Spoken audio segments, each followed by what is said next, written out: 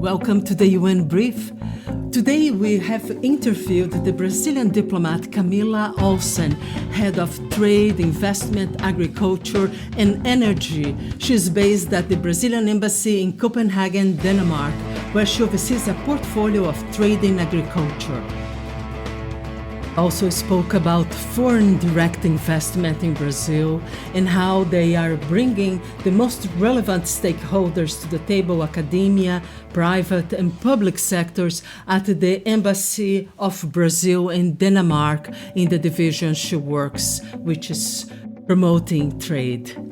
We spoke about trade in commodities, Brazil's competitive advantage given its climate, and how it trades with the Global South as a tropical country exporter of goods that cannot be farmed or produced anywhere else.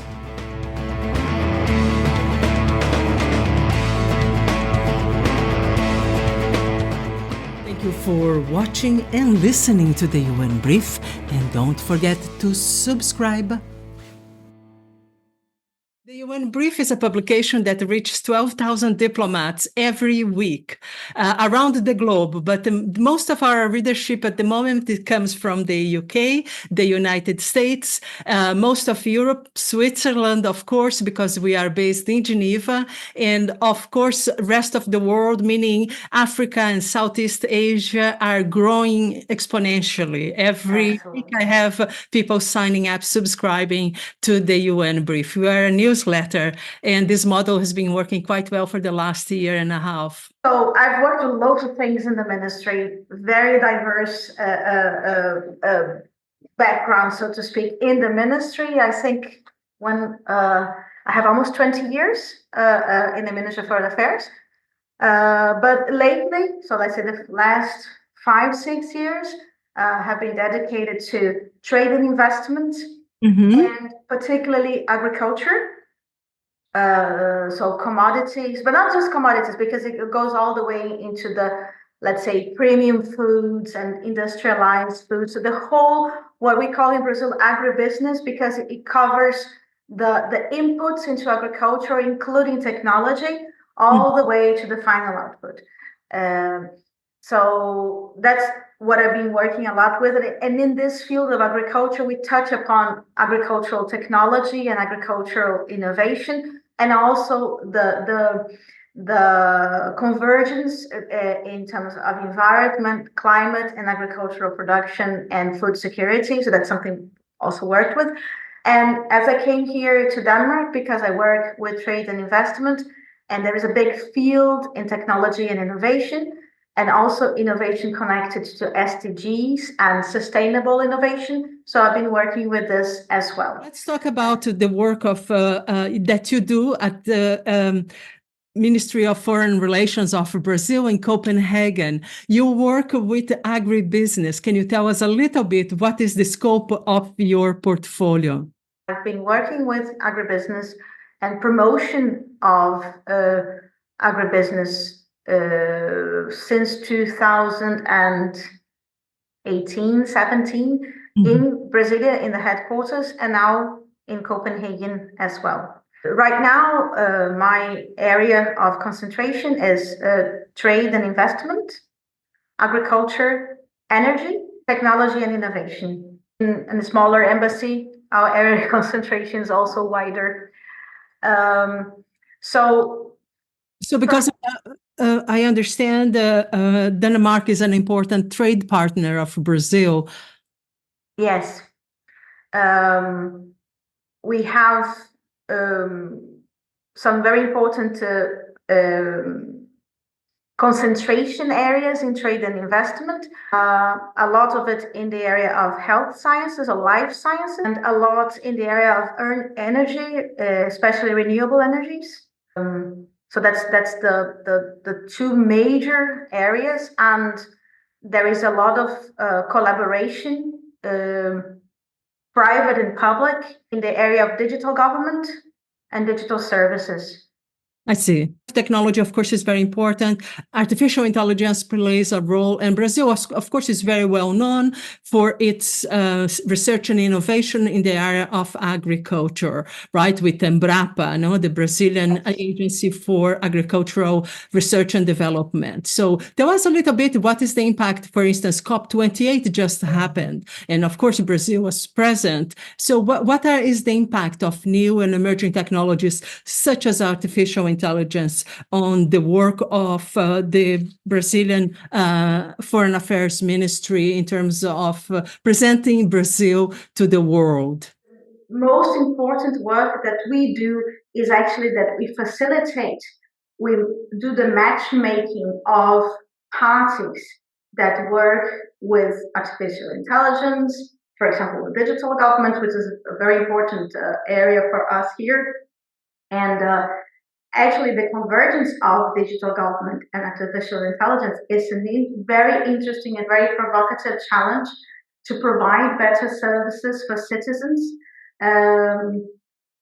especially when you have such a large scope of clients in a large country like Brazil. So, and this is an area where international collaboration is adamant, like it will be necessary. So more than being the client of for example, the AI platform, we try to channel or match the supply and the demand for collaboration amongst international partners for this provision of digital government services. That's one area.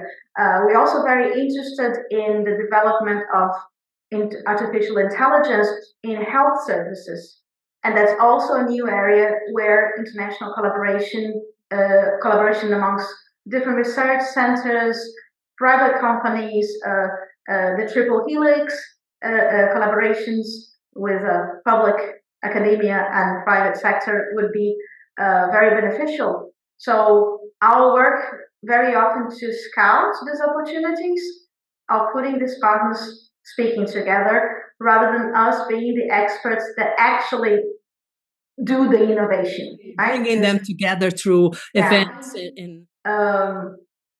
Or we try to promote the interest for international collaboration, show the opportunities, show Brazilian excellence centers in excellence centers in the different niche to the foreign counterparts, and likewise we try to show Brazilian research centers and investors the opportunities that are here, and try to find the best channel, the best bridge to be built. Yes, and Brazil is a very important trade partner of Denmark. How much business happens between Brazil and Denmark? What is the balança comercial? What is the trade balance? It's difficult to actually take a perfect picture, because Denmark, like many other countries in the European Union, a lot of the commerce, the trade is indirect. So, for example, the trade of agricultural products from Brazil to the European Union is concentrated on a few arrival centers. So you have 2-3 countries that concentrate the arrival of these products distributed within the European Union, and that's how you calculated the first port of entry. That's where it counts as the import. Denmark imports a large amount of soy from the Netherlands, but the Netherlands do not produce any soy. So, of course, it's from Brazil, probably. Brazil or Argentina. So the problem is, because it's a multiple sourcing, we estimate, but we don't have like the picture is, the calculation is under what it really is. Also, because a lot of the trade that we have is intra-company trade. The large pharmaceutical companies from Denmark that have operations in Brazil, they import and export part of their products back and forth. So that also makes the calculation a little bit complicated. More than the trade of goods, what we see as going very well and with excellent prospects is actually the area of investments. And we see Brazil as a country that A recipient could and for should direct investment, you mean? a direct Foreign direct investment. Yeah. greenfield direct investment. There is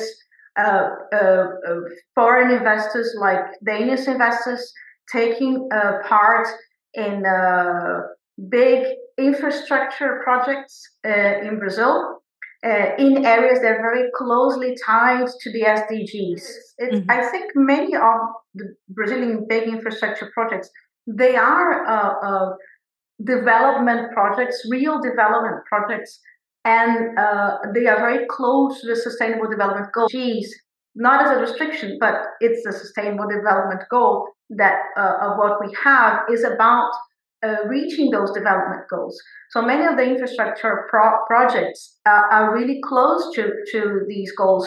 For example, if we're talking about sanitation, providing sanitation to the whole population, that is an incredible goal in itself, and it's both sustainable, has to do with welfare of population. So this is something that's growing in Brazil. There is a lot of more opportunity for foreign investors. So it's not you don't have to redo the project that much to show that it is a project of change. One of the development goals, the Sustainable Development Goals, and actually it's transversal to other things, right? To health and so on and so forth. Exactly. So to wrap it up, because my idea was making a bit of predictions, what do we expect to see in 2024? What do you expect to see in terms of agribusiness? What areas will be more impacted by new and emerging technologies? Well, first of all, it's also important to remind people that Brazil is now in the presidency of the G20 for the whole of 2024. And of course, he will try to take the lead or try to at least inspire some discussions within the G20. And I think then there is an opportunity to bring exactly a discussion about when we just come from COP28 and we're thinking about sustainability and climate, but this needs to converge with food security, because we are worried about the climate change, but we also have, in a very near future, problems with food security as the population grows still rapidly.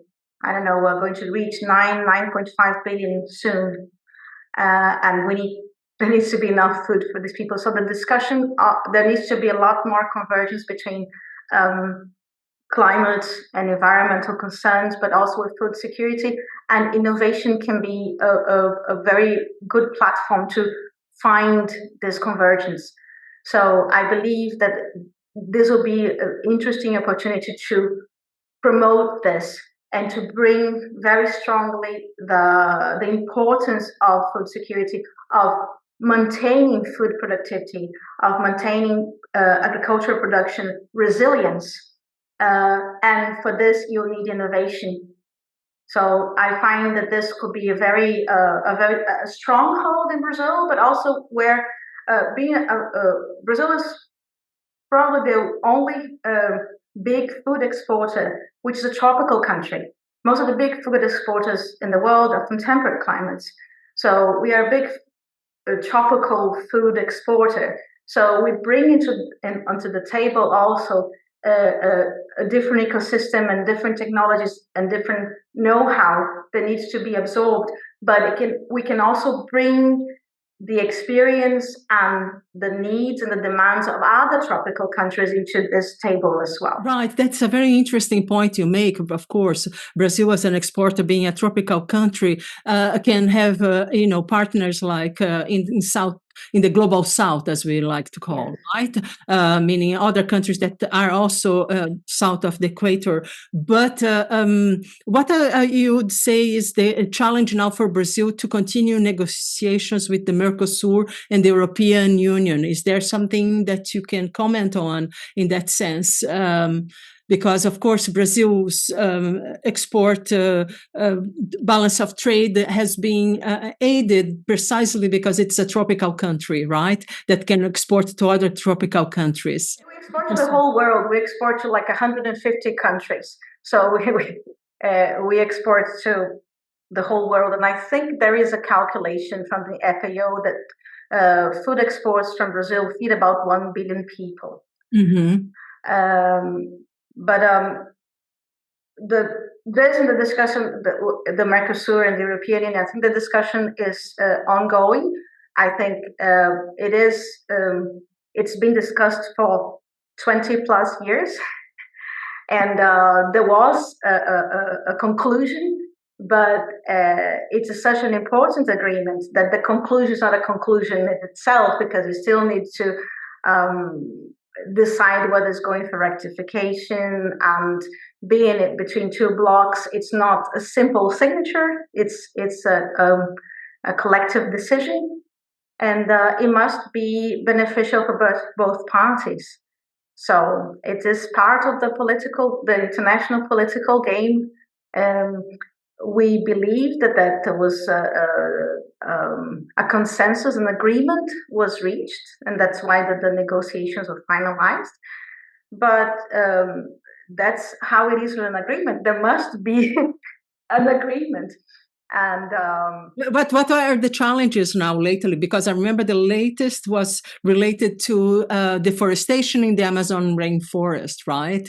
That the European Union was sort of being adamant about the question of Brazil being capable of protecting its natural resources in the Amazon rainforest. So is that still an issue, or is that changing a little bit with the new administration of President? I think that the questions with this trade agreement are probably the same questions that always were.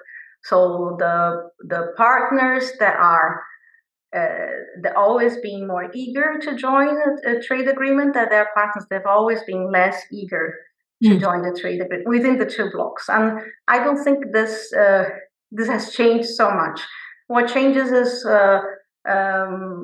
the justification that you use, but it's always a trade agreement always has a level of concessions. You concede something and you gain something. When you open your economy or you open your trade, you gain something and you lose something, and this is a very difficult calculation for the different sectors. So we have 27 and we have the Mercosur, so it's different desires and different fears, and the negotiation is difficult exactly because of that, because you need to reach a consensus and agree on who is going to lose and who is going to win. I don't think this has changed very much.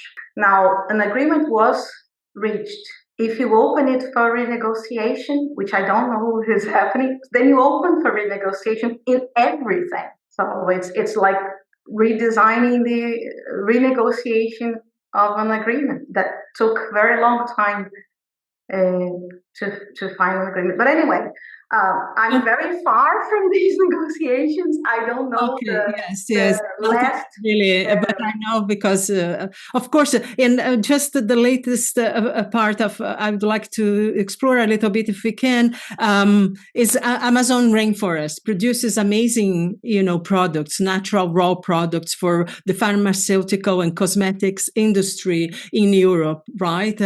Is there a push more now that President Lula is in power, that to make sure that Amazon is exporting these commodities, but there is an effort to create products with high value added so they can be exported, like cosmetics, for instance, because in light of the preparations also for hosting COP30 in 2025. Yes, there was. So as we were saying, the G20 will be now in 2024, and then in the second semester of 2025 will be COP30 in Belém, the Amazon, and of course the choice of a state capital in the Amazon was on purpose, So Brazil is not running away from its responsibilities, and rather putting it on the spot. And it brings a lot of challenges, but it is quite important. And I think that there will be already in 2024 a lot of work towards COP30. So we finished now COP28, and it is an ongoing effort to reach be it national results, but multilateral results to, for example, by the COP30s, I think the countries are now called upon to present their new NDCs. So that people are very aware of the responsibility of COP30, and it starts now. But also the presidency of the G20 is, again, an opportunity to bring these topics to a very important forum. So yes, but going back to the Amazon product, so to speak, the very complex question. It's not just a question of products turning into cosmetics. It's a question of a whole production chain and distribution chain and who owns it. So there's a lot of joint effort now from several institutions. It's not from now, but there's a new push. So many of these programs are already in place, but they're giving a new boost both in research, be in research of new products, or in research, for example, of optimization of production or optimization of post-production of agricultural products towards the industry. And that's where a lot of innovation can happen. But often you need to construct, you need to build distribution chains. You need to have the whole from crop to the consumer is a very, very large chain. And in the Amazon area, which is really large and very diverse, the Brazilian Amazon is not just the Amazon forest. So there are lots of other ecosystems in the Amazon, which are not the Amazon forest, and they have different products and they have different demands, different ecosystems. So it is a very complex, very diverse area. But there's a big push in terms of bioeconomy, right, and circular economy, both from private entities, but also, again, this triple helix, public-private academia, so people getting together to figure out the most efficient production chain, because often the gaps or the bottlenecks are not in the production, but everything that comes afterwards. You have to achieve production efficiency in a very important environment, because one of the problems with natural products from the forest is that the productivity is often very low. Within the forest, you often have low productivity, be it by a square meter, or also the plant itself. We're talking about plant products, right? So you need to do a lot of research to achieve higher productivity, higher efficiency, because that also aids small farmers if they have a higher yield. The problem starts depending solely upon natural crops. It's very nice, but it's difficult to build a business case out of that. So you need to work on productivity, on efficiency. You can bring that concept of GI, geographic indication, which is done in France for wines, for instance, or for other products, right? That you have, this is from that terroir. So you create value by saying this is a specific product that can only be produced. I mean, you could go take the seeds and plant somewhere else in another tropical country, but it has a value because it is grown in this part part of the world, right? Yes, but we still have a lot I'm of. always surprised, because I think this is a great marketing strategy, right? I mean, of course, there is value. Of course, there is the differences, when you buy a wine that was produced in Bourgogne, bottled in Bourgogne, in a specific plot, right? Because there are tiny plots too, small productions, right? Like 6,000 bottles maximum a year, maybe. So that Yes, of course, but you also have a problem that many of the products that isn't it something Brazil could explore more too in terms of? Yes, but in the Amazon you have that is of course a possibility, but they are going to be agricultural commodities that are well known. When we talk about products of the forest, we talk about products that people do not know about. So even geographical education, if you're going to eat a plant like a berry, nobody knows what it is. So it doesn't matter. What is berry? I don't know. So, what is it? What is it? So, it's an Amazon fruit, just like acai, just like one of the superfoods that now are fashionable. Yes, and they come exclusively from the Amazon. So, for example, if you talk about acai, it comes from the Amazon region. You don't need to do geographical indication. What you need to do, for example, there is to increase productivity and efficiency in a sustainable manner. But for instance, many of the small farmers, they have no electricity. So they cannot keep the acai in primal conditions for the post-production. So they lose quality and they lose price because they have no electricity. Oh, right. Okay. So that's something. And, yes. So you need to be less romantic about, it's not these people just plucking berries. You have to create a production chain. Infrastructure and with infrastructure in an area where a lot of infrastructure is not present yet. So, but I know lots of people that are doing this, so it's not as if this is not happening. So we work with lots of small companies that work the whole production chain to both provide better quality and better returns for small farmers, but also to assure quality of the final product. So this is happening. What is being worked upon is to make this on a wider scale, so reach the whole market of production.